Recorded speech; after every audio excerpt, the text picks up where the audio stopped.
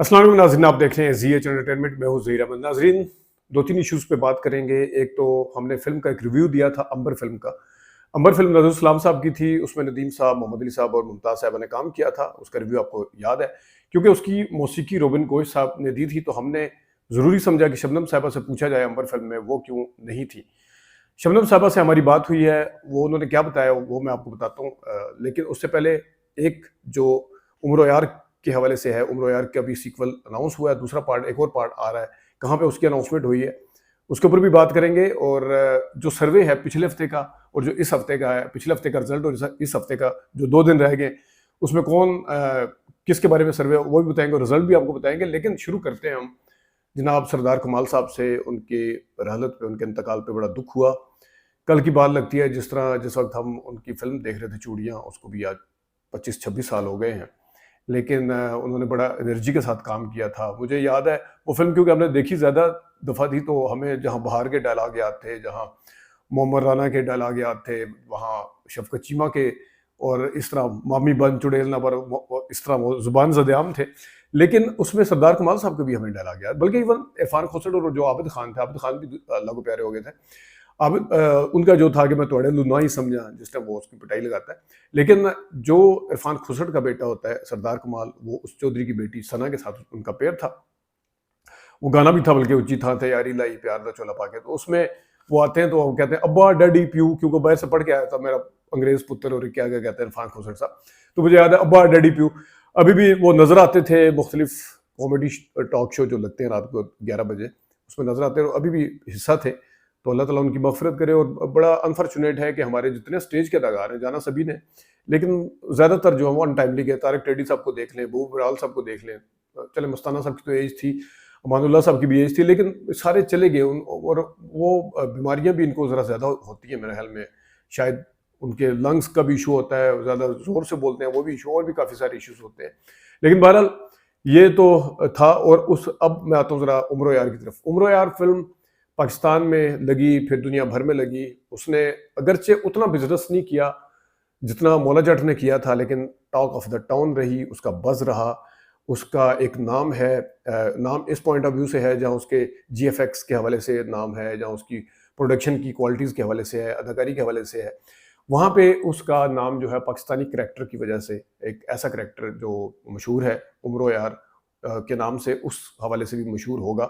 और ये मेरे ख्याल में बड़ी फ़ख्र की बात है कि जहाँ पे आपके हनुमान और मिस्टर बीन और रावण और फिर जेम्स बॉन्ड अंग्रेज़ों के भी बड़े बेताशा हैं, वो उनके जहाँ मशहूर होते हैं। फिर इसी तरह यहाँ पे भी शुक्र है कि कोई करैक्टर ऐसा है जिसको रिकग्निशन मिली है, जिसके ऊपर काम हुआ है। और अब उसके लिए खुशखबरी ये है उस पॉइंट ऑफ व्यू से कि उसी फिल्म का एक पार्ट और जो है वो आ रहा है। एक पार्ट कह लें, सीक्वल कह लें। तो जहाँ पे दुनिया भर में दूसरे करैक्टर्स मशहूर थे, पाकिस्तान के अंदर भी इस तरह का एक करैक्टर डेवलप हुआ और बनाया गया उसको बाकायदा तौर पर, और अच्छे तरीके से बनाया गया। अब जो जिस तरह उम्र यार अ न्यू बिगनिंग था, अब एक जो उसका अगला सीक्वल आ रहा है, उम्र यार द किंग ऑफ ट्रिक्स्टर्स, ये आएगा। और इसका बाकायदगी के साथ अनाउंसमेंट इसकी हुई है, और आपको फुटेज भी देख रहे होंगे। इसकी अनाउंसमेंट हुई है, और ये सैंटियागो जो यूएसए का शहर है, वहाँ पे इसकी अनाउंसमेंट हुई है। हुमा जमील बाबर जो हैं वो इसकी प्रोड्यूसर हैं। इसकी कास्ट में कौन कौन शामिल होगा ये भी फाइनल होना बाकी है। इसका डायरेक्टर कौन होगा, इसके हवाले से भी नाम सामने आना बाकी है। असफर जाफरी सब करेंगे या कौन करेगा, लेकिन बहरहाल ये अच्छा साइन है। और इसके ऊपर हमें फ़ख्र करनी चाहिए कि एक तो हमारा करैक्टर है, हम दूसरों के करैक्टर देखते हैं और पागल हुए होते हैं और दाद देते हैं, और यहाँ पे तो लठ लेके पीछे पड़ गए। यहाँ पे आप घटिया फिल्म बना लें, आप जिस तरह की 3-4 फिल्में आई थी यहाँ पे, मैं अब नाम भी उनका नहीं लेना चाहता, उस तरह की फिल्म बना लें, किसी को कोई प्रॉब्लम नहीं है। ज़रा सा कोई अच्छा काम कहीं पे नजर आएगा, जीएफएक्स के हवाले से नजर आएगा, कोई और अच्छा काम नजर आएगा, उसके पीछे तो ऐसे पड़ते हैं जिस तरह ओ भाई इंडिया में तारीफें हो रही थी उसका अधिपुरुष के साथ उसका मुकाबला किया गया।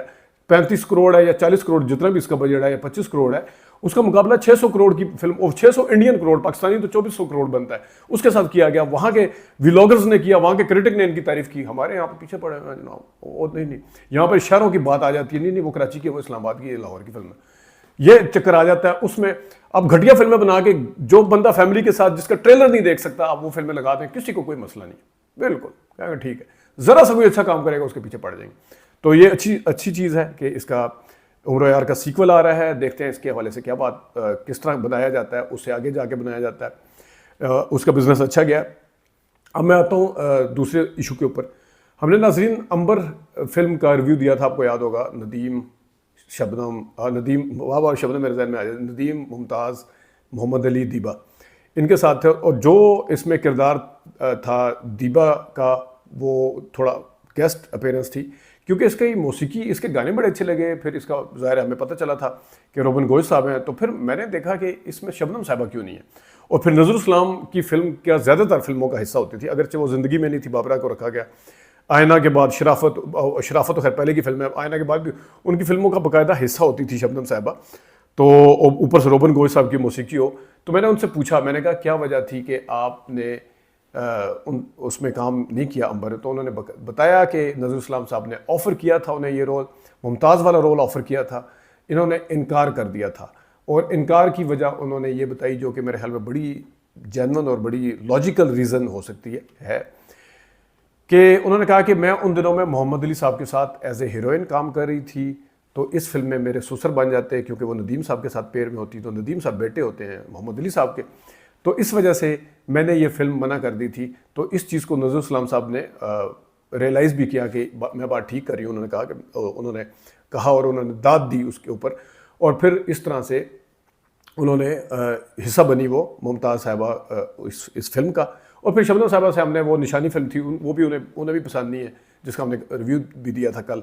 फिर उन्होंने प्यारी की तारीफ़ की थी, वापस आके वहीमा साहब के साथ जितनी फिल्में की, तो उन्होंने कुछ की तारीफ़ की और कुछ उन्होंने कहा कि खाली जो मेरा मानना था कि खाली कास्ट कर देना कि वहीमा तो शबनम काम कर रहे हैं, वो काफ़ी नहीं होता, तो स्क्रिप्ट होना चाहिए। तो उनका भी यही कहना था कि कहानी जानदार नहीं होगी, स्टोरी जानदार नहीं होती, फिर हम भी कुछ नहीं कर सकते। तो ज़ाहिर है इस हवाले से था कि उसके अंदर लॉजिक्स की भी कमी थी। तो ये खैर अंबर के हवाले से, क्योंकि ये मैं बात उन दिनों में करना चाह रहा था, लेकिन वहाँ के बांग्लादेश के हालात ठीक नहीं थे, उनसे बात नहीं हो पाई थी, तो हमने अंबर का रिव्यू ऐसे ही दे दिया था। अब वहाँ के हालात ठीक हुए हैं, हमारी उनसे बात हुई, तो जहाँ और बातें हुई वहाँ मैंने ये भी सरेदस्त पूछा उनसे कि इसकी वजह क्या थी। तो उन्होंने जो रीज़न बताई, मुझे भी ये हज़म हुई। अच्छा, आगे आते हैं जनाब सर्वे के ऊपर। सर्वे जो पिछले हफ्ते का था, उसमें आलिया और मुमताज़ का था कि आपकी नज़र में अच्छी डांसर कौन सी है। तो उसमें जो 64% लोग जो हैं उन्होंने आलिया के हक़ में वोट डाले, 716 वोट पड़े, और 36% ने मुमताज़ साहिबा के हक़ में वोट डाले। हमारा जो आज का सर्वे अगले जो चल रहा है पिछले 3-4 दिन से, आगे 2 दिन बाकी हैं, यानी जुमेरात का दिन बाकी है, जुमे को हम तब्दील कर देंगे, वो है उमर शरीफ और मोइन अख्तर में से ज़्यादा अच्छा अदाकार और सैर अंगेज़ शख्सियत किसकी है। उमर शरीफ आपको नज़र भी आ रहा होगा स्क्रीन के ऊपर, सर्वे उमर शरीफ और मोइन अख्तर में ज़्यादा अच्छा अदाकार और सैर अंगेज़ शख्सियत किसकी थी या है। तो ये है जनाब सर्वे, और सर्वे में बड़े जेन्युइन तरीके से, उसमें कोई 2 नंबरी हो ही नहीं सकती बिल्कुल। आप रिटर्न सर्वे देते हैं किसी की दुकानों में जाके, उसमें 2 नंबरी हो जाती है कि घर ही बैठ के बंदा फिल कर लेता है। यहाँ पे एक वोट जो है वो भी जब जेन्युइन तरीके से डलता है तो एक ही शुमार होता है, उसको नहीं डाला जा सकता दोबारा से। तो नाजरीन, ये था आज का प्रोग्राम। अपना ख्याल रखिएगा। अभी तक के लिए इतनी इजाज़त दीजिए। अल्लाह हाफ़िज़।